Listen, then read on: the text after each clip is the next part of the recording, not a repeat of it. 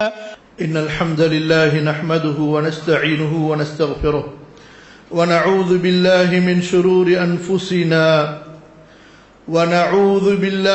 شرور أنفسنا ومن سيئات أعمالنا من يهده الله فلا مضل له ومن يضلل فلا هادي له أشهد أن لا إله إلا الله وحده لا شريك له وأشهد أن محمدا عبده ورسوله اللهم صل وسلم وبارك على نبيك ورسولك محمد وعلى آله وأزواجه وذرياته ومن تبعهم بإحسان إلى يوم الدين الحمد لله அல்லாஹுவை போற்றி புகழ்ந்தவனாக அல்லாஹுடைய தூதர் மீதும் அந்த தூதரின் குடும்பத்தார் தோழர்கள் மீதும் ஸலவாத்தும் சலாமும் கூறியவனாக எனக்கும் உங்களுக்கும் அல்லாஹுவின் பயத்தை நினைவூட்டியவனாக அல்லாஹுவே அஞ்சி வாழுமாறு அறிவுரை கூறியவனாக இந்த ஜும்ஆ உரையை தொடங்குகின்றேன். கண்ணியத்திற்குரியவர்களே, காஃபிர்களின் கலாச்சாரத்தில் நாம் என்ற அந்த தலைப்பின் கீழ் தொடர்ந்து நமது முஸ்லிம் சமுதாயத்திலே மாறி இருக்கின்ற கலாச்சாரம், நமது முஸ்லிம் சமுதாயத்திலே பரவி இருக்கின்ற கலாச்சார சீரழிவு, இவற்றை நாம் தெரிந்து வருகிறோம். அல்லாஹ் சுப்ஹானஹு வ தஆலா நம்மை சீர்திருத்தம் செய்வானாக. இன் உரீது இல்லல் இஸ்லாஹ மஸ்ததஅது வமா தௌஃபீகி இல்லா பில்லாஹ். என்னால் முடிந்த அளவு உங்களை சீர்திருத்தம் செய்வதைத்தான் நாடுகிறேன். அல்லாஹுடைய நாட்டத்தை கொண்டே என்னுடைய வழிகாட்டுதல், என்னுடைய நேர்வழிப்படுத்துதல் இருக்கிறது என்று இறை தூதர்கள் கூறியதை போன்று இந்த அறிவுரைகளை கொண்டு எனது வாழ்க்கையிலும் உங்களது வாழ்க்கையிலும் ஈமானிய இஸ்லாமிய இறையச்சத்தின் நல்ல மாற்றங்கள் வர வேண்டும். அல்லாஹ் சுப்ஹானஹு வ தஆலா கண்ணியத்திற்குரிய தூதர் முஹம்மது ரசூலுல்லாஹ் ஸல்லல்லாஹு அலைஹி வஸல்லம் மேலும் அவர்களுடைய உத்தம தோழர்கள் அவர்களுடைய அந்த சிறந்த கலாச்சாரத்தில் சிறந்த ஒழுக்க மாண்புகளில் வாழ்ந்து அல்லாஹுவை சந்திக்கின்ற நற்பாக்கியத்தை எனக்கும் உங்களுக்கும் அல்லாஹு தஆலா தர வேண்டும் என்று அல்லாஹ்விடத்திலே துஆ செய்து கொள்கிறேன். கண்ணியத்திற்குரியவர்களே, அல்லாஹ் சுப்ஹானஹு வ தஆலாவுடைய இந்த மார்க்கம், அல்லாஹ் எதை விரும்புகிறானோ அதை நமக்கு சட்டமாக்குகின்றான். அல்லாஹு தஆலா அவன் எதை விரும்புகிறானோ அதை நமக்கு சட்டமாக்குவான். நான் எதை விரும்புகிறேனோ அது மார்க்க சட்டமாக இருக்க வேண்டும் என்று நினைப்பது அது ஒரு இறை நிராகரிப்பு. அல்லாஹ் எதை விரும்புகிறானோ அவனுக்கு எது விருப்பமோ அதுதான் மார்க்கம், அதுதான் குர்ஆன், அதுதான் சுன்னா. இன்று பலர் காஃபிர்களை போன்று அவர்கள் தொழுகையாளிகளாக இருக்கலாம், ஏன் மார்க்கத்தை பேசக்கூடிய மார்க்க பிரச்சாரர்களாகவும் மார்க்க அழைப்பாளர்களாகவும் இருக்கலாம். ஆனால் அவர்கள் என்ன விரும்புகிறார்கள் என்றால் தங்களுடைய விருப்பத்தை போன்று மார்க்கம் இருக்க வேண்டும் என்று விரும்புகிறார்கள். இது இறை நிராகரிப்பு.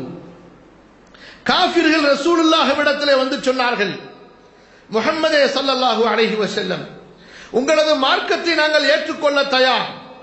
இத்தி பி குர்ஆனின் கைரி ஹாதா அவ் பத்தில்ஹு. இந்த குர்ஆனுடைய இந்த சட்டத்தை மாற்றி விடுங்கள், குர்ஆனுடைய இந்த ஒரு சட்டத்தை நீங்கள் எடுத்து விடுங்கள், இந்த வசனத்திற்கு பதிலாக வேறு ஒரு வசனத்தை கொண்டு வாருங்கள், நாங்கள் நம்பிக்கை கொள்ள தயார் என்று. அதற்கும் இன்றைய முஸ்லிம்களுடைய விருப்பத்திற்கும் இடையிலே என்ன வித்தியாசம் இருக்கிறது? மா யகூனு லீ அன் உபத்திலஹு மின் தில்காஇ நஃப்ஸி. இந்த குர்ஆனையோ இந்த குர்ஆனின் சட்டங்களையோ எனது விருப்பத்திற்கேற்ப மாற்றுவதற்கு எனக்கு என்ன அதிகாரம் இருக்கிறது, எனக்கு என்ன உரிமை இருக்கிறது? இன் அலைய இல்லல் பலாக். அல்லாஹ் சொல்வதை எடுத்துச் சொல்லக்கூடிய கடமையை தவிர, பொறுப்பை தவிர, வேலையை தவிர எனக்கு வேறொன்றும் இல்லை. நான் மாற்ற முடியாது, மாற்றினால் நான் நபியாக இருக்க முடியாது. அல்லாஹ் சொன்னான், நபியே அவர்கள் விரும்புகிறார்கள், அவர்களது விருப்பத்திற்கு ஏற்ப மார்க்கத்தில் நீங்கள் வளைந்து போவதற்கு. வலவுலா சப்பத்னாக் லகத் கிட்ட தர்கனு இலைஹிம் ஷைஅன் கலீலா. நபியே, அந்த நேரத்தில் நாம் உங்களை உறுதிப்படுத்தி இருக்கவில்லை என்றால் அவர்களது விருப்பத்திற்கு நீங்கள் கொஞ்சம் சாய்ந்து கொடுத்திருப்பீர்கள். அப்படி நடந்திருந்தால் என்ன ஆகும்? இந்த உலகத்திலும் இரட்டிப்பான தண்டனை உமக்கு கொடுத்திருப்போம், மறுமையிலும் 2 மடங்கு தண்டனை உமக்கு கொடுப்போம். எமக்கு எதிராக உங்களுக்கு உதவக்கூடியவர் யார் இருக்கிறார் நபியே? நீங்கள் எப்படி மார்க்கத்திலே சமரசத்தையோ அல்லாஹ்வின் சட்டங்களில் வளைந்து கொடுப்பதையோ அல்லது அல்லாஹ்வின் சட்டங்களில் அவனுடைய விருப்பத்திற்கு மாறாக திருத்தம் செய்வதையோ உங்களால் செய்ய முடியாது. سيقول السفهاء ما ولاهم عن قبلتهم التي كانوا عليها. யூதர்கள், கிறிஸ்தவர்கள், முஷ்ரிக்குகள் என்ன சொன்னார்கள்? கிப்லா ஏன் மாற்றப்பட்டது? இது மாற்றப்படாமல் இருந்திருந்தால் நாங்கள் நம்பிக்கை கொண்டிருப்போம். அல்லாஹ் சொன்னான், முட்டாள்கள், நாம் கிப்லாவை மாற்றியதே மூமின்கள் யார் என்று தெரிந்து கொள்வதற்காகத்தான். அல்லாஹ் சொல்கிறான், قل لو اتبع الحق اهواءهم لفسدت السماوات والارض. சத்தியம், அல்லாஹ் சொல்கிறான், நபியே நீங்கள் சொல்லுங்கள், அவர்களது விருப்பத்திற்கு ஏற்ப சத்தியம் அமைய வேண்டும் என்றால் எப்படி? அவர்களுடைய விருப்பத்திற்கு ஏற்ப இறக்கப்படக்கூடிய இந்த குர்ஆனுடைய சத்தியம், சுன்னாவுடைய சத்தியம் அமைய வேண்டும் என்றால் வானங்களிலும் பூமியிலும் குழப்பம் ஏற்பட்டிருக்கும், சீர்கேடுகள் ஏற்பட்டிருக்கும், வானம் பூமியும் சீர்குலைந்திருக்கும். ஆம் சகோதரர்களே, நீங்களும் நானும் உலக மக்களும் அல்லாஹ்வுடைய கட்டளைக்கும் அல்லாஹ்வுடைய தூதருக்கும் கீழ்ப்படிவதை தவிர, கட்டுப்படுவதை தவிர, அல்லாஹ்வுடைய தூதரின் சட்டங்களை ஏற்றுக்கொள்வதை தவிர நமக்கு வேறு வழி இல்லை. நாம் யார்? அவனுடைய அடிமைகள், அவனுடைய படைப்புகள். அவனுக்கு கீழ்ப்படிந்து கட்டுப்பட்டால் தான் சொர்க்கம் செல்ல முடியும்.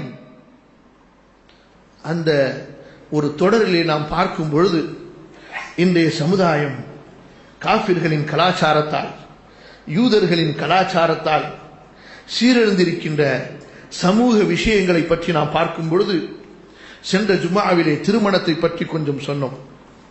அதைத் தொடர்ந்து இந்த திருமண வாழ்க்கையிலே சமுதாயத்தில் ஏற்பட்டிருக்கக்கூடிய இன்னும் 2 சீர்கேடுகளை, சமுதாய ஒரு மோசமான சிந்தனையை நாம் பார்ப்போம் என்று சொன்னால், குறிப்பாக 2 விஷயங்களை இங்கே நாம் குறிப்பிடலாம். ஒன்று என்ன?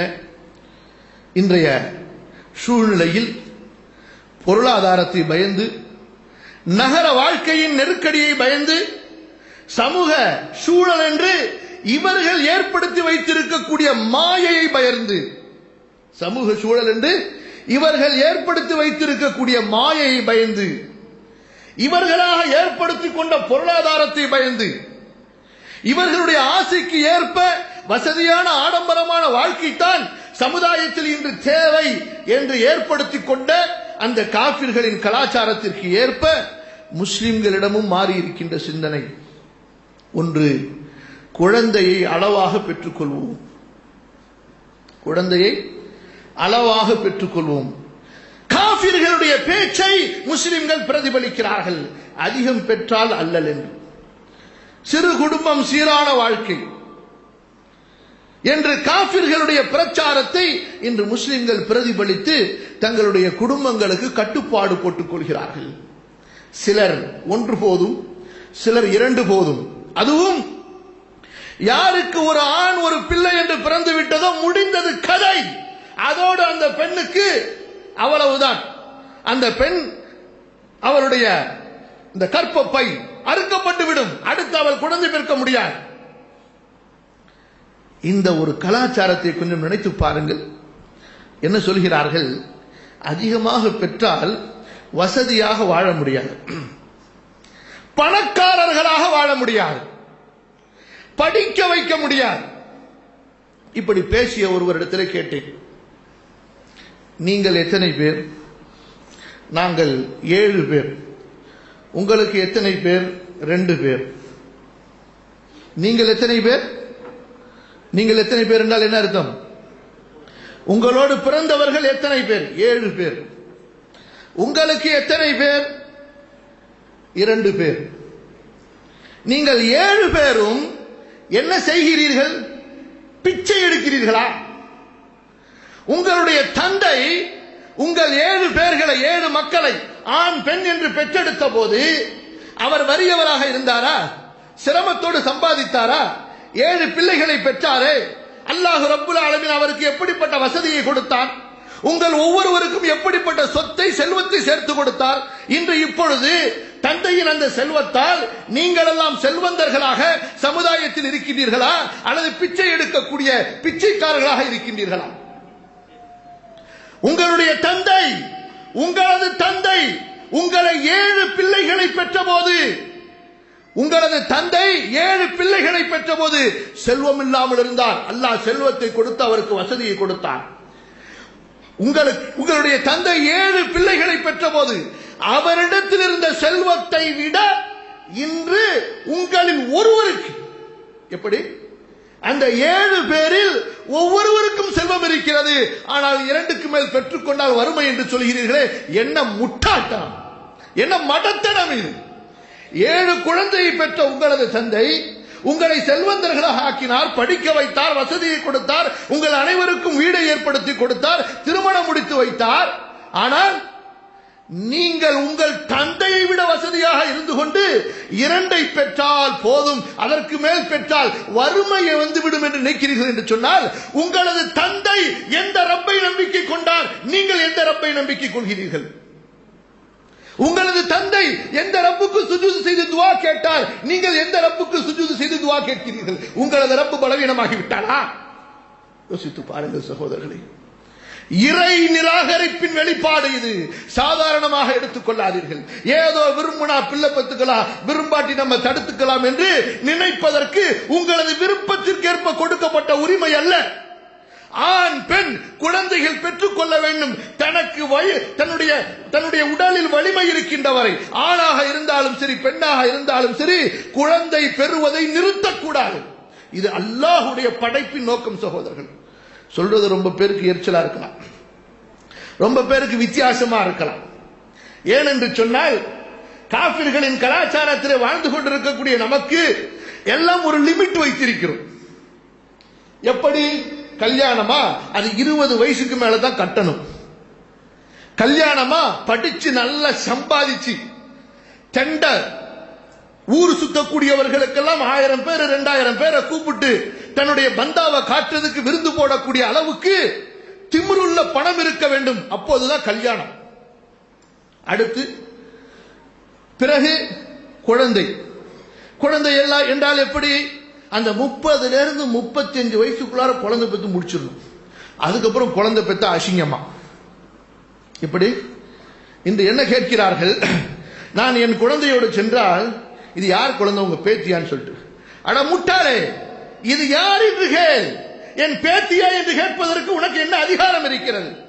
ஏன் மகதா? உங்க மகளா? உங்களுக்கு மகளா? உங்களுக்கு எத்தனை வயசாச்சு? ஏன் இந்த வயசுல குழந்தை? என்ன இது? என்ன வெளிப்பாடு? காபிர்களின் வெளிப்பாடு. அவ்வளவுதான். 40 வயசு 45 42 வயசு ஆயிடுச்சா முடிச்சு. அதுக்கப்புறம் மனைவியிடத்தில் படுப்பதையே கேவலமாக பார்க்கக்கூடிய சமுதாயமாக இருக்கிறது. இன்றும் சில பெண்களிடத்திலே அவங்களுக்கு சின்ன வயசுல கல்யாணம் ஆயிருக்கலாம். உதாரணத்துக்கு 18 வயசுல 16 வயசுல குழந்தை பெற்றிருப்பாங்க. அந்த குழந்தைக்கு ஒரு 16 17 வயசு வரும்பொழுது இவங்களுக்கு ஒரு 35 வயசு தான் இருக்கும். அதோட முடிஞ்சிச்சு. மகளுக்கு கல்யாணம் பண்ணி கொடுத்தாச்சு. இனிமே நம்ம 2 பேரும் ஒரு ரூம்ல படுக்க கூடாது, நீங்க போய் தனியா படுத்துக்குங்க. இந்த பெண்ணுக்கு குழந்தை பிறப்பதற்குண்டான உடல் வலிமை இருந்தும் குழந்தை பெற மறுக்கிறான். ஒன்று கணவன் விரும்புகிறான் அல்லது மனைவி விரும்புகிறாள். ஆனால் சமுதாயம் என்ன சொல்லும்? மகளுக்கு கல்யாணம் பண்ணி கொடுத்து மகள் குழந்தை பெற்றிருக்கும் பொழுது தாய் குழந்தை பெற்பது, இதை அசிங்கமாக பார்க்கக்கூடியவர்கள் இன்று சமுதாயத்தில் இருக்கிறார்கள் என்றால் அவர்கள் காபிர்களின் மறு உருவமே தவிர, எப்படி தொழுகையாளிகளாக நோன்பு வைப்பவர்களாக என்ன சொல்கிறார்கள்? மக குழந்தை பெற்றுக்கும் போது நான் குழந்தை பெறுகிறதா? அது என்னங்க அசிங்கம் இல்ல? அட பாவிகளா, குழந்தை பெற்பது அசிங்கமா? குழந்தை அல்லாஹ்வுடைய நிஅமத்து என்று சொல்லுகிறார். குழந்தை அல்லாஹ்வுடைய அருள் என்று சொல்லுகிறார், அல்லாஹ்வுடைய அன்பு என்று சொல்லுகிறான், உங்களுக்கு மன நிம்மதி என்று சொல்லுகிறான். அசிங்கமா? இது அசிங்கம். அப்ப ஒரு குழந்தை பெத்துக்கிறது மட்டும் அழகு, இன்னொரு குழந்தை பெத்துக்கிறது அசிங்கம்? அல்லது 20 வயசுல குழந்தை பெத்துக்கிறதுக்கு மட்டும் அழகு, 35 வயசு 40 வயசுல குழந்தை பெத்துக்கிறது அசிங்கம்?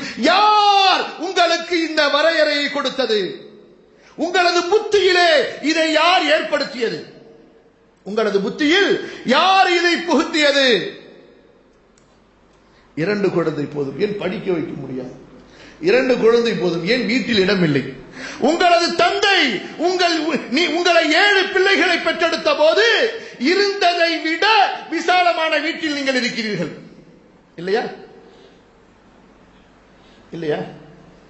நமது தாய் தந்தை நம்மை பெற்றெடுத்த போது எவ்வளவு அதிகமான சகோதர சகோதரிகளோடு வாழ்ந்தோம். நம்மை அவர்கள் பெற்றெடுத்த போது இருந்த இட நெருக்கடி என்ன? இப்போது அதைவிட பெரிய வசதியான வீட்டிலே வாழ்கிறோம். ஆனால் என்ன சொல்கிறோம்? இட நெருக்கடியே காபிர்களின் கலாச்சாரம், பெட்ரூம் கலாச்சாரம். என்ன பெட்ரூம்? பிள்ளைகள் என்று இருந்தால் ஒவ்வொருவருக்கும் ஒரு தனி பெட்ரூம் இருக்க வேண்டும். ஆம், இருக்கலாம். எப்படி? ஆண் பிள்ளைகளுக்கு என்று ஒரு தனி பெட்ரூம், பெண் பிள்ளைகளுக்கு என்று ஒரு தனி பெட்ரூம், அவ்வளவுதான். அவர்கள் 50ஆக இருந்தால் என்ன, 100ஆக இருந்தால் என்ன, அந்த ஒரு அறையில் அவர்கள் இருக்க வேண்டும். ஆண் பிள்ளைகள் ஒரு அறையில், ஏன் அறை? ஒரு திரை போதுமானது ஆண் பிள்ளைகளுக்கு, பெண் பிள்ளைகளுக்கு ஒரு அறை, அவ்வளவுதான். இங்கு என்ன? ஒவ்வொருத்தருக்கும் ஒரு தனி பெரிய கட்டில், கிங் சைஸ் கட்டில். அப்படி இருந்தால்தான் வாழ்க்கை என்றால், இந்த வாழ்க்கை வசதிகளை ஏற்படுத்திக் கொண்டு அதற்கு அடிமையாக சொன்னது யார்? அல்லாஹுவா அல்லது யூதர்கள், கிறிஸ்தவர்களா? யோசித்து பாருங்கள். என்ன கலாச்சாரம் இது? இஸ்லாமிய மார்க்கம் இதையா சொல்லுகிறது? அல்லாஹ் ரப்புல் ஆலமீன் குர்ஆனிலே மிக மிக கோபமாகவும் மிக மிக எச்சரிக்கையாகவும் கண்டிக்கக்கூடிய விஷயங்களிலே ஒன்று இந்த ஃபேமிலி பிளானிங்.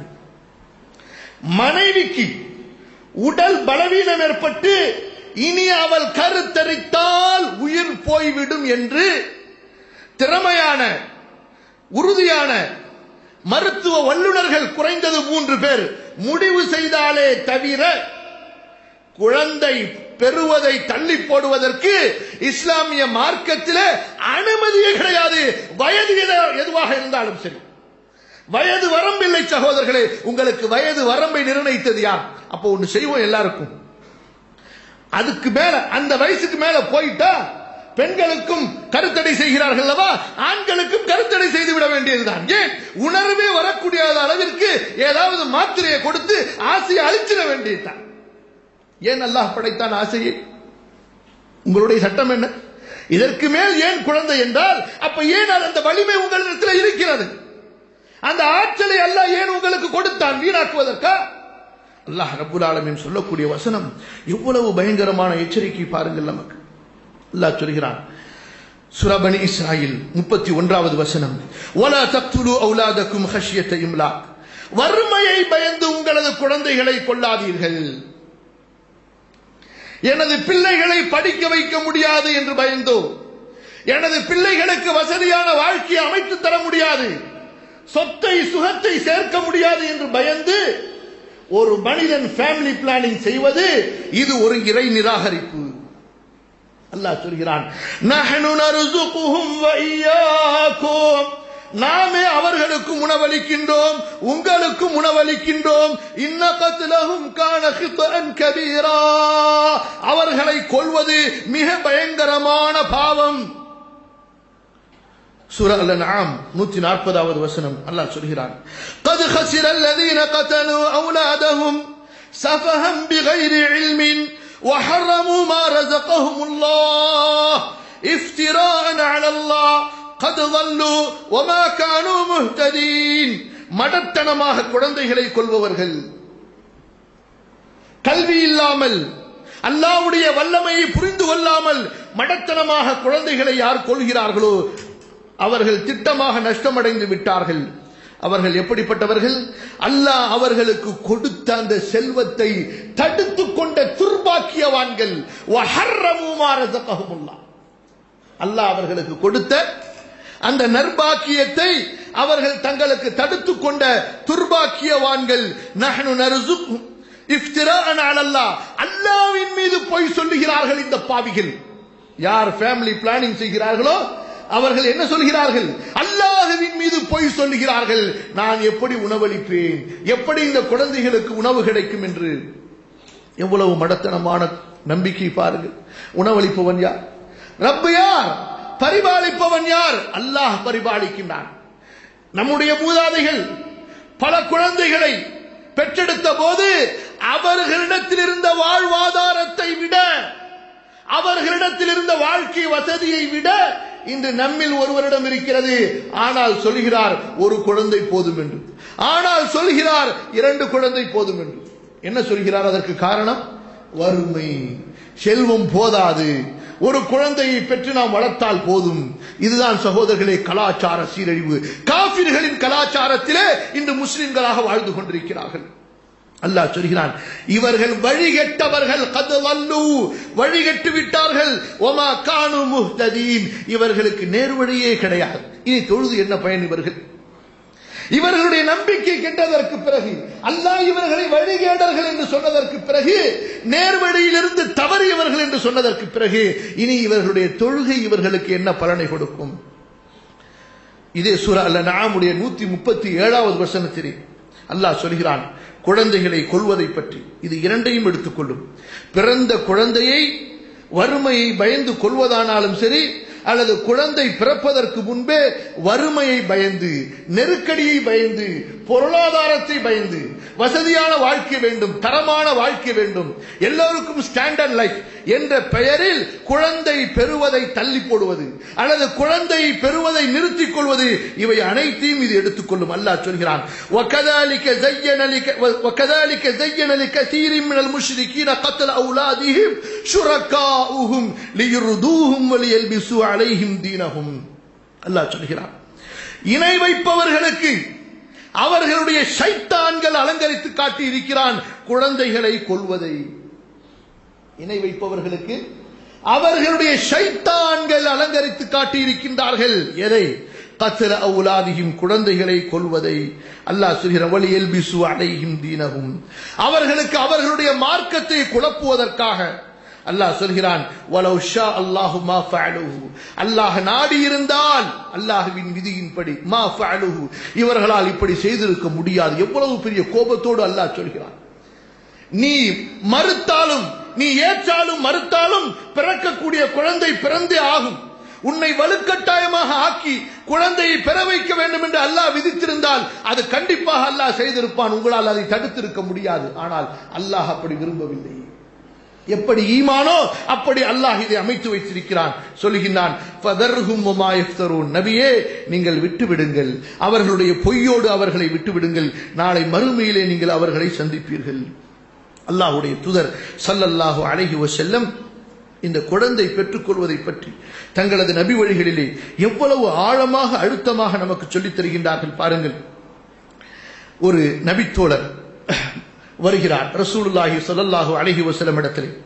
மஅக்கல் இப்னு யஸார் ரலியல்லாஹு அன்ஹு அறிவிக்கின்றார்கள், இமாம் அபூ தாவூத் ரஹிமஹுல்லாஹ் பதிவு செய்கிறார்கள். சொல்லுகின்றார்கள், அல்லாஹ்வுடைய தூதரே, நான் ஒரு பெண்ணை திருமணம் முடிப்பதற்கு மனம் பேசி இருக்கிறேன். அவளிடத்திலே செல்வம் இருக்கிறது, அழகு இருக்கிறது, ஆனால் அவள் குழந்தை பெற்றெடுக்க மாட்டாள். நான் அவளை திருமணம் செய்து கொள்ளட்டுமா? நபி அவர்கள் சொன்னார்கள், வேண்டாம். மீண்டும் வருகிறார், நபி அவர்களே, நான் அந்த பெண்ணை திருமணம் முடிக்கட்டுமா? நபி அவர்கள் மீண்டும் மறுக்கிறார்கள், வேண்டாம் என்று. 3ஆம் முறையாக வருகிறார், நபி அவர்களே, நான் அந்த பெண்ணை மனம் முடித்துக் கொள்ளட்டுமா? நான் அந்த பெண்ணை மனம் முடித்துக் கொள்ளட்டுமா? அல்லாஹ்வுடைய தூதர் ஸல்லல்லாஹு அலைஹி வஸல்லம் சொன்னார்கள், வேண்டாம். நீ யாரை மனம் முடிக்க வேண்டும்?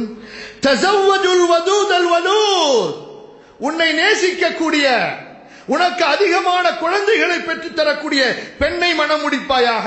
ஃபஇன்னி முகாசிரும் பிக்குமுல் உமம், நீங்கள் அதிகமான எண்ணிக்கையில் வரும் பொழுது எனது உம்மத்தை கொண்டு நான் அல்லாஹ்விற்கு முன்னால் மகிழ்ச்சி அடைவேன், பெருமை பேசுவேன். இங்கே உங்களுக்கு ஒரு கேள்வி வரலாம், ஏன் குழந்தை பெற்றெடுக்க முடியாத பெண்ணை மனம் முடிப்பதை அல்லாஹ்வுடைய தூதர் ஸல்லல்லாஹு அலைஹி வஸல்லம் தடுத்தார்கள் என்றால் பிறகு அந்த பெண்களுக்கு யார் வாழ்க்கை கொடுப்பது? அந்த பெண்ணை மனம் முடிக்கலாமா, மனம் முடிக்க கூடாதா? கண்ணியத்திற்குரியவர்களே, அந்த பெண்களை மனம் முடிக்க கூடாது என்பதற்காக அல்லாஹ்வுடைய தூதர் ஸல்லல்லாஹு அலைஹி வஸல்லம் தடுக்கவில்லை. ஆனால் தடுத்தார்களே, ஏன்? அவர் கூறுகின்ற அந்த வார்த்தையை பாருங்கள். அல்லாஹ்வுடைய தூதரே, நான் ஒரு பெண்ணை பேசினேன் மனம் முடிப்பதற்கு, அவளிடத்திலே வசதி இருக்கிறது, பெரிய பரம்பரையைச் சேர்ந்தவள், அழகு இருக்கிறது, ஆனால் குழந்தை பெற்றெடுக்க மாட்டாள், இப்படிப்பட்ட பெண்ணை நான் மனம் முடித்துக் கொள்ளட்டுமா? நபி அவர்கள் சொன்னார்கள், வேண்டாம். ஏன்? கண்ணியத்திற்குரியவர்களே, இந்த மனிதரால் அந்த பெண்ணை திருமணம் முடித்ததற்கு பிறகு தன்னுடைய சந்ததிகளுக்காக, தனக்கு சந்ததி இருக்க வேண்டும் என்பதற்காக அடுத்த திருமணங்களை இவர் மனம் முடித்துக் கொள்வதற்குண்டான வாய்ப்பு இருக்குமே. ஆனால் கண்டிப்பாக அல்லாஹ்வுடைய தூதர் ஸல்லல்லாஹு அலைஹி வஸல்லம் அவருக்கு, நீ அவளையும் மனம் முடித்துக்கொள், குழந்தை பெறக்கூடிய இன்னொரு பெண்ணையும் மனம் முடித்துக்கொள் என்று சொல்லி இருப்பார்கள்.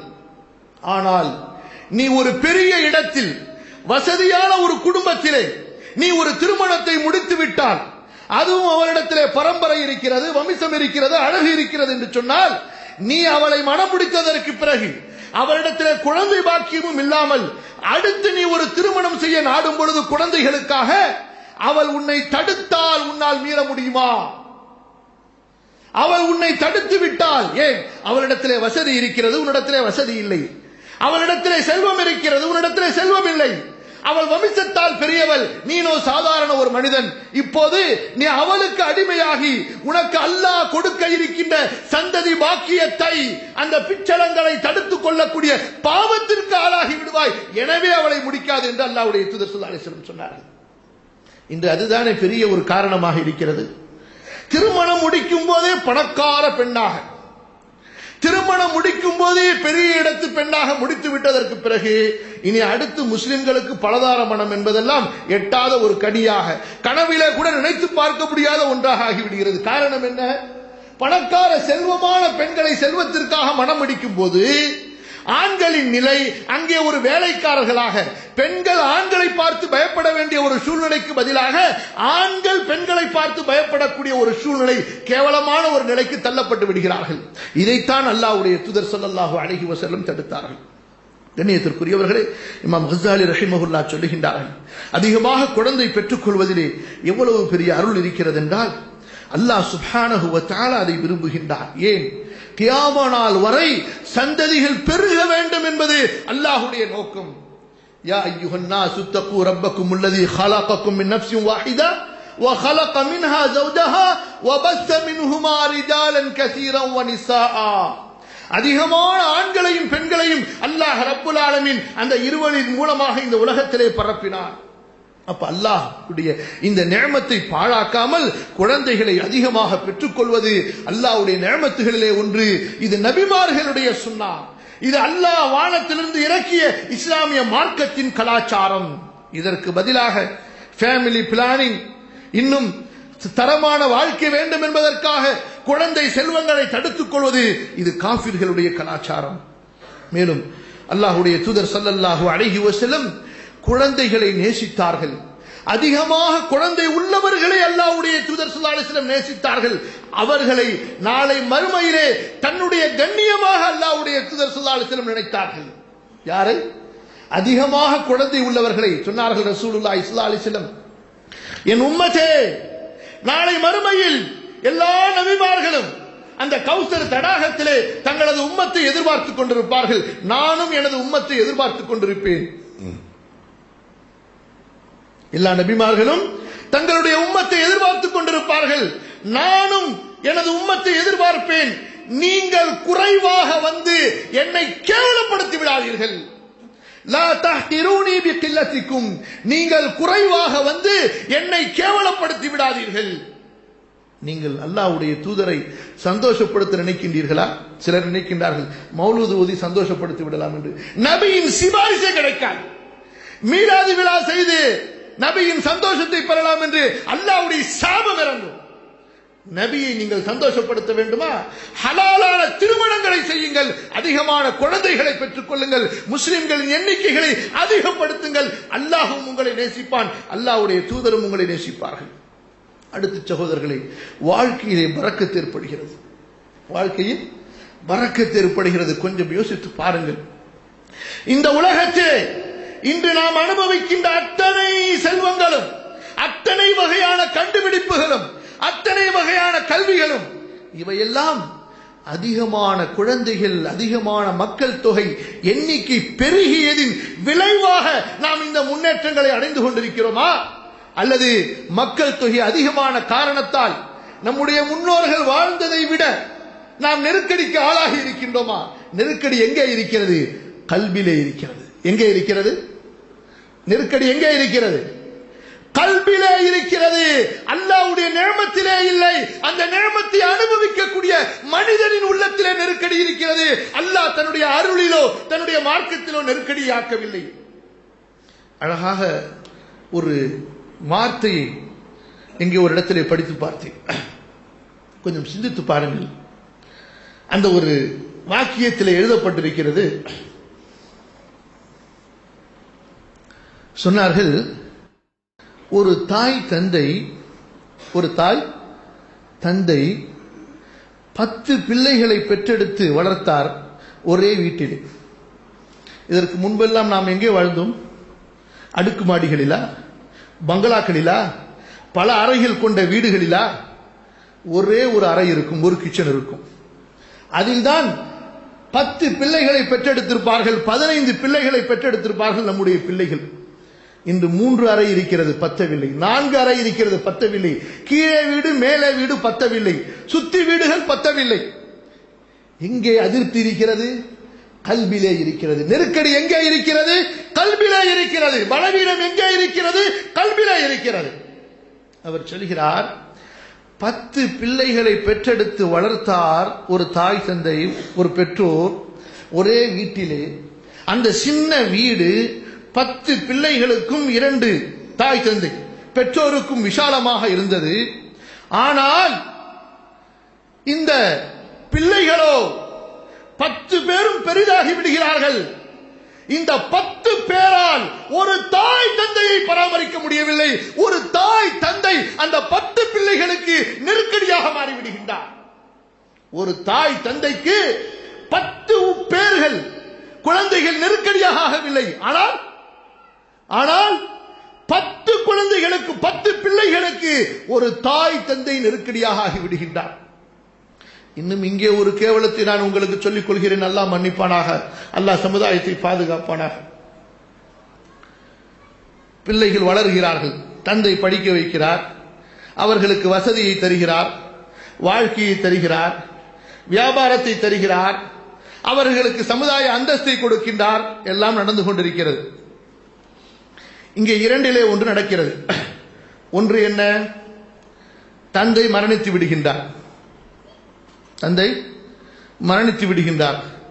தாய்க்கு வயசு 50, 45, இப்பொழுது கொஞ்சம் கூட குறைய. அல்லாஹ் மன்னிப்பான. இன்று நம்முடைய பிள்ளைகளில் நம்மிலே எத்தனை பேர் என்னுடைய தாய்க்கு நான் மறுமணம் செய்து வைத்து என்னோடு வாழ வைப்பேன் என்று சொல்லக்கூடியவர்கள்? அப்படி சொன்னால் முஸ்லிம்கள் பெயரளவிலும் செயலளவிலும் இல்லை, முடியாது. என்னுடைய தாய்க்கு இனிமேல் என் கல்யாணம் என்று ஒருவன் சிந்தித்தால் அவன் காஃபிருடைய குணத்தில் வாழக்கூடிய ஒரு முஸ்லிம். அவன் யார்? காஃபிருடைய குணத்தில் வாழக்கூடிய ஒரு முஸ்லிம். அது போன்று இன்னொரு பக்கம் தாய் இறந்து விடுகிறாள். தந்தைக்கு வயது 50, 55, 60, 65. இப்போது இந்த தந்தை மறுமணம் செய்தால் சமுதாயத்தில் உள்ள வாலிபர்களுக்கு இந்த தந்தையை விட உலகத்திலே பெரிய எதிரி இருக்க மாட்டார். இந்த தந்தையை விட பெரிய வெறுப்புக்குரியவர் இருக்க மாட்டார். என்ன பயம் சகோதரர்களே? இங்கே என்ன பயம்? காஷ், பணம். இப்போது சொல்லுங்கள், நாம் அல்லாஹ்வுக்காக வாழ்ந்து கொண்டிருக்கிறோமா, மறுமைக்காக வாழ்ந்து கொண்டிருக்கிறோமா, அல்லது பண பேய் பிடித்த பிசாசுகளாக வாழ்ந்து கொண்டிருக்கிறோமா? அல்லாஹ் பாதுகாப்பானாக.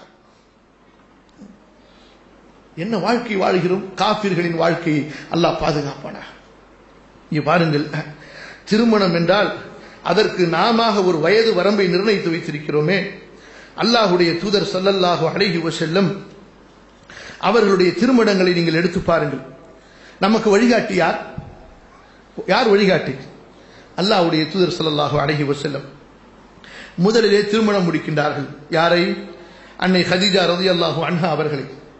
அவர்களுக்கு ஏற்கனவே குழந்தை இருக்கிறது. ரசூலுல்லாஹ் வாழும் அவர்களுக்கு குழந்தை.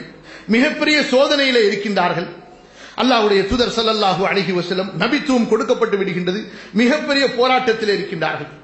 இங்கே ஒன்றை கவனிக்க வேண்டும். அல்லாஹ்வுடைய தூதரை அல்லாஹ் சுப்ஹானஹு வ தஆலா நபித்துவத்திற்கு முன்பே எப்படி பண்படுத்தி தேர்ந்தெடுக்கின்றான் என்று. அவர்களுக்கு வயது 25. ஆனால் மனம் முடிக்கக்கூடிய மணப்பெண்ணுக்கு வயது என்ன? 40. அதுவும் எப்படி? குழந்தை இல்லாமல் இருந்தார்களா? முந்தைய 2 கணவன் மூலமாக குழந்தையும் இருக்கிறது. ஆனால் இன்று ஏங்க 40க்கு போறீங்க? ஒரு 19-18 வயசு ஒரு பெண் அவளுடைய கணவனை விபத்திலோ நோயிலோ இழந்து விட்டாலும் கூட அவளை ஒரு அபசகுணமாக பார்த்து திருமணமாகாத முதல் திருமணம் செய்யக்கூடிய தனது மகனுக்கு அந்த பெண் பரிந்துரைக்கப்பட்டால் முகம் சுளிக்கக்கூடிய தகப்பனோ பிள்ளைகளோ இவர்கள் காபிர்கள் என்பதிலே என்ன சந்தேகம் கொள்ள முடியும்? நாம் காபிர்கள் என்றால் எதிலே? லா இலாஹ இல்லல்லாஹுவை மறுத்ததிலா? காபிர்களின் கலாச்சாரத்தை அவர்கள் என்ன நினைக்கிறார்களோ அதை இவர்கள் நினைக்கிறார்கள். குஃப்ரிலே படித்தரம் இருக்கிறது சகோதரர்களே. குஃப்ருன் தூன குஃப்ரி, பெரிய குஃப்ர், அடுத்தது அடுத்தது அடுத்தது அடுத்தது என்று கீழ்த்தரம் வரை இருக்கிறது. குஃப்ருன் தூன குஃப்ரி. இமாம் புகாரியுடைய கிதாபுல் ஈமானை படித்து பாருங்கள். என்ன முகம் சுளிக்கிறார்கள்? அது சரியா வராதுங்க. திருமணமானது ஒரே வருடத்தில் கணவனை இழந்து விட்டால், ஏன் ஒரே மாதத்திலே இழந்து விட்டால் இல்லங்க வேணாங்க, வேற ஏதாவது பொண்ணு பாருங்க. ஏன்? இது என்ன? இது எதை சுட்டி காட்டுகிறது? ஓ, நம்ம பையன் அப்படி இருந்து போயிடுவானுங்களோ. அதுவுங்க அடுத்து எப்படியாவது எங்கேயாவது பார்த்துக்கிட்டு ஒரு நோயாளியை பிடிச்சி கல்யாணம் பண்ணி வச்சு கடைசியில் அந்த 2வது புருஷனும் அவன் நோயில செத்து போயிருந்தான்னு வச்சுக்கோங்க, தொலைஞ்சிச்சு அவ தலைவிதி. அந்த சகோதரியுடைய தலைவிதி, இவளை யாரும் கல்யாணம் பண்ணா புசுக்கு புசுக்குன்னு செத்து போயிருவான்பா அப்படி என்று அவளை அபச குணம் உள்ள காபிர்களின் குணத்திலே ஒதுக்கக்கூடிய முஸ்லிம் சமுதாயம் இருக்கா இல்லையா? மௌத் யார் கையிலே இருக்கிறது? மௌத் யார் கையிலே இருக்கிறது? வாழ்க்கை யார் கையிலே இருக்கிறது? அல்லாஹ்வுடைய கையிலே இருக்கிறது. ரசூலுல்லாஹி ஸல்லல்லாஹு அலைஹி வஸல்லம் அன்னை ஹதீஜாவை கரம் பிடிக்கின்றார்கள். ஹதீஜா இறந்து விடுகின்றார்கள். ரசூலுல்லாஹி ஸல்லல்லாஹு அலைஹி வஸல்லம் நபித்துவம் 40 வயதிலே கிடைக்கிறது. 53 வயது வரை அவர்கள் மக்காவிலே இருக்கிறார்கள். 50 வயதை நெருங்கிவிட்டார்கள். 7 குழந்தைகளை ஹதீஜாவின் மூலமாக பெற்றெடுத்து விட்டார்கள். நபியாக இருக்கிறார்கள். ஹதீஜா இறந்து விட்டார்கள். சமுதாயத்திலே உள்ள அக்கறை உள்ளவர்களை பாருங்கள். ஏன் இந்த அக்கறை ஆண்களை விட ஒரு பெண்ணுக்கு வருகிறது? ஹவுலா ரலியல்லாஹு அன்ஹா ரசூலுல்லாஹ்விடத்திலே வருகிறார்கள். அல்லாஹ்வுடைய தூதரே, நீங்கள் அன்னை ஹதீஜாவை இழந்து விட்டீர்கள். நீங்கள் தனிமையில் இருக்கிறீர்கள். நீங்கள் அப்படி இருக்கக்கூடாது. நீங்கள் மனம் முடிக்க வேண்டும். நான் உங்களுக்கு பெண் பார்த்து தருகிறேன். உங்களுக்கு கன்னி பெண் வேண்டுமா அல்லது உங்களுக்கு விதவையான பெண் வேண்டுமா என்று கேட்கிறார்கள். அல்லாஹ்வுடைய தூதர் ஸல்லல்லாஹு அலைஹி வஸல்லம் சொல்கிறார்கள், நீ உனக்கு என்ன விருப்பமோ நீ அப்படி பார்த்து சொல் என்பதாக. இங்க பாருங்க, 50 வயது ரசூலுல்லாஹி ஸல்லல்லாஹு அலைஹி வஸல்லம் தாண்டி விட்டார்கள். 7 குழந்தைகளை பெற்றெடுத்து விட்டார்கள். நபித்துவத்தின் பணிகளுக்கு இடையிலே இருக்கிறார்கள். அங்கே ஒரு சமுதாயத்தின் ஒரு சாதாரண முஸ்லிமான பெண்மணி அல்லாஹ்வுடைய தூதர் ஸல்லல்லாஹு அலைஹி வஸல்லம் இடத்திலே வந்து கேட்கிறார்கள், அல்லாஹ்வுடைய தூதரே, நீங்கள் மனம் முடிக்க வேண்டும். யாரை எனக்காக பெண் பேசப் போகிறாய்? அல்லாஹ்வுடைய தூதரே, விதவை என்று சொன்னால் நான் சௌதாவை உங்களுக்கு மனம் முடித்து தருகிறேன். சௌதா ரலியல்லாஹு அன்ஹா அவர்களை நான் மனம் முடித்து தருகிறேன். அப்போது சௌதா ரலியல்லாஹு அன்ஹா அவருடைய வயது என்ன தெரியுமா? சௌதா ரலியல்லாஹு அன்ஹா யார் தெரியுமா? ரசூலுல்லாஹி ஸல்லல்லாஹு அலைஹி வஸல்லம் அவர்களோடு ஈமானை ஆரம்ப காலத்தில் ஏற்றுக்கொண்டு ஈமானை பிரச்சாரம் செய்து காஃபிர்களால் துன்புறுத்தப்பட்டு பிறகு ஹபஷா நாட்டிற்கு ஹிஜ்ரத் செய்து திரும்ப வந்தபோது தன்னுடைய கணவனை இழந்த ஒரு விதவையாக இருக்கிறார்கள். அவர்களுக்கும் பிள்ளைகள் இருக்கிறார்கள். அந்த நேரத்திலே சௌதா ரலியல்லாஹு அன்ஹாவுடைய வயது என்ன தெரியுமா? அல்லாஹ் அக்பர், 66 வயது. யாருக்கு? சௌதா ரலியல்லாஹு அன்ஹா அவர்களை அல்லாஹ்வுடைய தூதர் ஸல்லல்லாஹு அலைஹி வஸல்லம் மணம் முடிக்கும் போது ரசூலுல்லாஹி ஸல்லல்லாஹு அலைஹி வஸல்லம் அவர்களுடைய வயது 50ஐ தாண்டி இருக்கிறது. அன்னை சௌதாவுடைய வயது 66 வயது. நீங்கள் இந்த திருமணத்தை ஏற்றுக்கொள்வீர்களா? நீங்கள் இந்த திருமணத்தை ஏற்றுக்கொள்வீர்களா? ஏற்றுக்கொள்வோம் என்று சொல்வீர்கள். எப்படி? எழுதப்பட்ட வரலாறாக. எப்படி? எழுதப்பட்ட வரலாறாக நாங்கள் ஏற்றுக்கொள்வோம். ஆனால் வாழ்க்கையில் கடைபிடிக்க நாங்கள் தயாரில்லை. என்னுடைய 66 வயது தாய்க்கு என்னுடைய தந்தையை எனது தாய் இழந்து விட்டால் நான் என்னுடைய தாயை சந்தோஷப்படுத்துவேன். அந்த தாயின் பொறுப்புகளை தேவைகளை கவனிக்கக்கூடிய ஒரு நல்ல கணவனை தேர்ந்தெடுத்து நான் மனம் முடித்து வைப்பேன் என்ற எண்ணம் இருந்தால் மூமின்கள், ஈமானின் உயர்ந்த தரத்தில் சஹாபாக்களின் வழியிலே அந்த கலாச்சாரத்தில் இருப்பவர்கள். ஏன் பெண்ணை விட்டு விடுங்கள். பெண்களுக்கு கூட பலவிதமான பலவீனங்கள் இருக்கின்றன. பெண்களுக்கு கூட பலவிதமான பலவீனங்கள் இருக்கின்றன. அவர்களுக்கு பலவிதமான நோய்களும் ஏற்படலாம், பல சூழ்நிலைகள் ஏற்படலாம். அவற்றையெல்லாம் காரணமாக சொல்லக்கூடாது என்பது இரண்டாவது விஷயம். ஆம் சகோதரர்களே, அல்லாஹும் அல்லாஹ்வுடைய மார்க்கமும் இதைத்தான் சொல்லுகின்றது. ஒரு ஆண் ஒரு மனைவி இல்லாமல் தனியாக வாழக்கூடாது. அல்லாஹ்வுடைய மார்க்கம் அதற்கு அனுமதி அளிக்கவில்லை. ஒரு பெண் கணவன் இல்லாமல் ஒரு வாழ்க்கையை கழிக்க கூடாது. அல்லாஹ்வுடைய மார்க்கம் இதைத்தான் சொல்கிறது. வயதை யார் நிர்ணயிப்பார்களோ அவர்கள் காஃபிர்களின் கலாச்சாரத்தில் இருக்கிறார்கள். சொல்லுங்க பார்க்கலாம். 66 வயது யாருக்கு? சௌதா ரலியல்லாஹு அன்ஹா அவர்களுக்கு. அல்லாஹ் அக்பர். இன்று எத்தனை தந்தைகள் தன்னுடைய மனைவியை இழந்ததற்கு பிறகு பிள்ளைகளால் கைவிடப்படுகிறார்கள். பணத்தை கொடுப்பதோ, பொருளாதாரத்தை கொடுப்பதோ, ஏசி அறையிலே தங்க வைப்பதோ, அல்லது செல்வத்தை கொட்டி கொடுப்பதோ, தனது தந்தைக்கு ஆடையை மாதம் மாதம் வாங்கி தருவதோ, சுவையான உணவுகளை சமைத்து தருவதோ, இதோடு பொறுப்பு முடிந்து விடுமா? ஏன் தனது தந்தையினுடைய தேவைகளை நிறைவேற்றக்கூடிய ஒரு பெண்ணை மணமுடித்து வைத்து அவரை தன்னுடைய வீட்டிலே வாழ வைப்பதற்குண்டான மனநிலை வரவில்லை. காஃபிர்களின் கலாச்சாரத்திலே வளர்க்கப்பட்டிருக்கின்ற காரணத்தால். கண்ணியத்திற்குரியவர்களே, அல்லாஹ்வுடைய இந்த மார்க்கத்தில் எப்படிப்பட்ட ஒரு நிலையிலே நாம் வாழ்ந்து கொண்டிருக்கிறோம். காஃபிர்களின் கலாச்சார தாக்கங்கள் அல்லாஹ்வுடைய இந்த மார்க்கத்தின் நிலைப்பாட்டை நமக்கு நாளுக்கு நாள் மாற்றி அமைத்துக் கொண்டே இருக்கிறது. நம்முடைய சிந்தனைகள், நம்முடைய செயல்பாடுகள், இன்னும் எத்தனை நேரங்களில் சூழ்நிலைகளில் மார்க்கத்தை நாமே குறை பேசுகின்றோம். அடுத்து பாருங்கள், ரசூலுல்லாஹி ஸல்லல்லாஹு அலைஹி வஸல்லம் மணம் முடிக்கின்றார்கள். யாரை? அன்னை ஆயிஷா ரலியல்லாஹு அன்ஹா அவர்களை. அவருடைய வயது அப்போது என்ன? மணம் முடிக்கும் போது 6 வயது. பிறகு 9 வயதிலே பாலிகாகி அவர்கள் உடல் வலிமையை அடைந்து விட்டார்கள் என்று பெண்களால் முடிவு செய்ததற்கு பிறகு அவர்கள் திருமண வாழ்க்கையை தொடர்வதற்கு அனுமதிக்கப்படுகின்றார்கள். அல்லாஹ்வுடைய தூதர் ஸல்லல்லாஹு அலைஹி வஸல்லம் அப்போது மதீனாவுடைய வாழ்க்கையும் ஆரம்பமாகி விடுகிறது. ரசூலுல்லாஹி ஸல்லல்லாஹு அலைஹி வஸல்லம் 55 56 வயதிற்கு வந்து விடுகின்றார்கள். இங்கே கொஞ்சம் யோசித்து பாருங்கள். ஏற்கனவே திருமணமாகி 7 குழந்தைகள் கதீஜாவின் மூலமாக, பிறகு சௌதாவை மணம் முடித்திருக்கின்றார்கள். இந்த நிலையிலே ஒரு கன்னி பெண்ணை அல்லாஹ்வுடைய தூதர் ஸல்லல்லாஹு அலைஹி வஸல்லம் இந்த சிறிய வயதிலே மணம் முடிக்கின்றார்கள். இதை இன்று நாம் ஏற்றுக்கொள்வோமா என்றால் ஏற்றுக்கொள்வோம் என்று சொல்வோம். எழுதப்பட்ட சரித்திரமாக, எழுதப்பட்ட வரலாறாக ஏற்றுக்கொள்வோம். ஆனால் வாழ்க்கையிலே பின்பற்றுவோமா? வாழ்க்கையிலே பின்பற்றக்கூடிய ஒரு இஸ்லாமிய கலாச்சாரமாக இதை ஏற்றுக்கொள்ள முடியுமா என்று சொன்னால் நம்மிலே பலருக்கு இதை சீரழிக்கவே முடியாது. என்ன சொல்வார்கள்? இவனுக்கு ரொம்ப பொம்பளை ஆசை என்று சொல்வார்கள். கூச்சம் இல்லாமல் வெளிப்படையாக சொல்வதென்றால். கண்ணியத்திற்குரியவர்களே, பெண் ஆசை தவறு என்றால் அதற்கு ஒரு ஆதாரத்தை கொண்டு வாருங்கள். அல்லாஹ்வுடைய தூதர் ஸல்லல்லாஹு அலைஹி வஸல்லம் சொன்னார்கள், எனக்கு பெண்களின் விருப்பம் அதிகமாக இருக்கிறது. ஹுப்பிப இலைய மின் துன்யாக்கும் நிசா, துன்யாவிலேயே எனக்கு விருப்பமானது பெண்கள் என்று சொன்னார்கள். ஆம் சகோதரர்களே, ஹலாலான பெண்கள், திருமணம் முடித்த ஹலாலான ஆசையோடு வாழ்வது.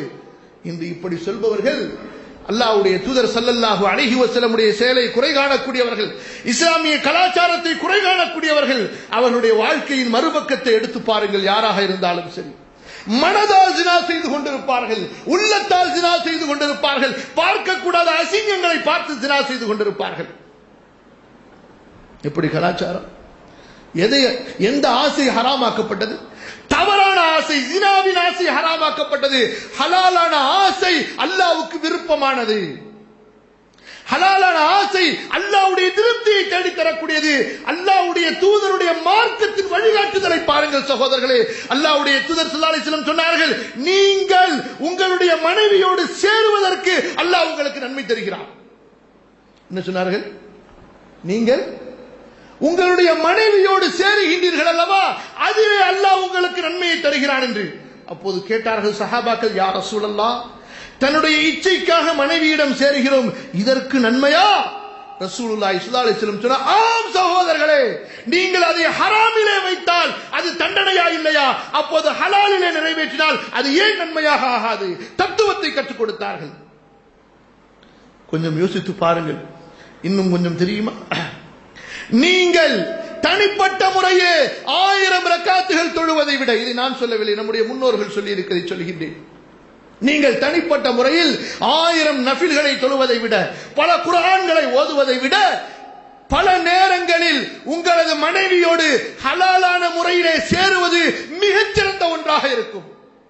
இப்படி சிலர் நினைக்கலாம், இனி நமக்கு வயசாச்சு, 40 45 வயசாச்சு, 50 வயசாச்சு, இனிமே நமக்கு எதுக்கு கல்யாணம்னு சொல்லிட்டு சிலர் அப்படித்தானே கேட்கிறார்கள். இனி நமக்கு எதுக்கு இதெல்லாம் என்று. இவங்கெல்லாம் காபிர்களுடைய கூட்டத்தில் அயோத்தியில சன்னியாசியா இருக்க வேண்டிய மக்கள் இவர்கள் எல்லாம். இஸ்லாமிய மார்க்கத்தில் இவர்கள் தொப்பி தாடியோடு வலம் வருவதற்கு அருகதையற்ற மக்கள். என்ன கேட்கிறார்கள்? இங்கே பாருங்கள், நம்முடைய மனைவியோடு ஆசையோடு சேருவதிலே எதை விட சிறந்தது? நஃபிலான வணக்க வழிபாடுகளை விட சிறந்தது. ஏன் தெரியுமா? அப்படி நீங்கள் சேரும் போது அல்லாஹ் உங்களுக்கு ஒரு குழந்தை பாக்கியத்தை நாடிவிட்டால், அந்த குழந்தை ஒரு இமாம் அஹ்மதாக உருவானால், ஒரு இமாம் ஷாஃபிஈயாக உருவானால், குர்ஆனை மரணம் செய்த, இஸ்லாமிய மார்க்கத்தை வளர்க்கக்கூடிய, பிரச்சாரம் செய்யக்கூடிய ஒரு அறிஞராக உருவானால் எது சிறந்தது? நீங்கள் தொழுத 1000 ரக்காத்துகளா, அல்லது அந்த மனைவியின் சேர்க்கையின் மூலமாக உங்களுக்கு கிடைத்த அந்த ஆலிமான அறிஞரான, முஜாஹிதான, இஸ்லாமிய மார்க்க அறிஞரான குழந்தையா? யோசித்து பாருங்கள், எது சிறந்தது? எப்படி நமது முன்னோர்கள் சிந்தித்திருக்கிறார்கள். அல்லாஹ்வின் அருளை இன்று எப்படி நாம் மட்டரகமாக சிந்தித்துக் கொண்டிருக்கின்றோம். காஃபிர்களின் கலாச்சாரத்திலே வாழ்ந்து கொண்டு கேவலமாக, கீழ்த்தரமாக சிந்தித்துக் கொண்டிருக்கிறோம். அல்லாஹ் பாதுகாப்பானாக. இன்னும் பல விஷயங்களை அடுத்தடுத்து ஜுமாக்களிலே தொடர்வோம். அல்லாஹ் சுப்ஹானஹு வ தஆலா நம்முடைய சமுதாயத்தை சீர்மைப்பானாக, சீர்கெட்டிருக்கக்கூடிய, சீர்குலைந்திருக்கக்கூடிய கலாச்சாரத்தின் இந்த சீரழிவுகளை அல்லாஹ் ரப்புல் ஆலமீன் சீர்திருத்தம் செய்து ஈமானிய, இஸ்லாமிய, தக்வாவுடைய வாழ்க்கையை நமக்கு நசீபாக்குவானாக. அஸ்தக்ஃபிருல்லாஹல் அஸீம் லீ வ லக்கும் ஃபஸ்தக்ஃபிருஹு இன்னஹு ஹுவல் கஃபூருர் ரஹீம்.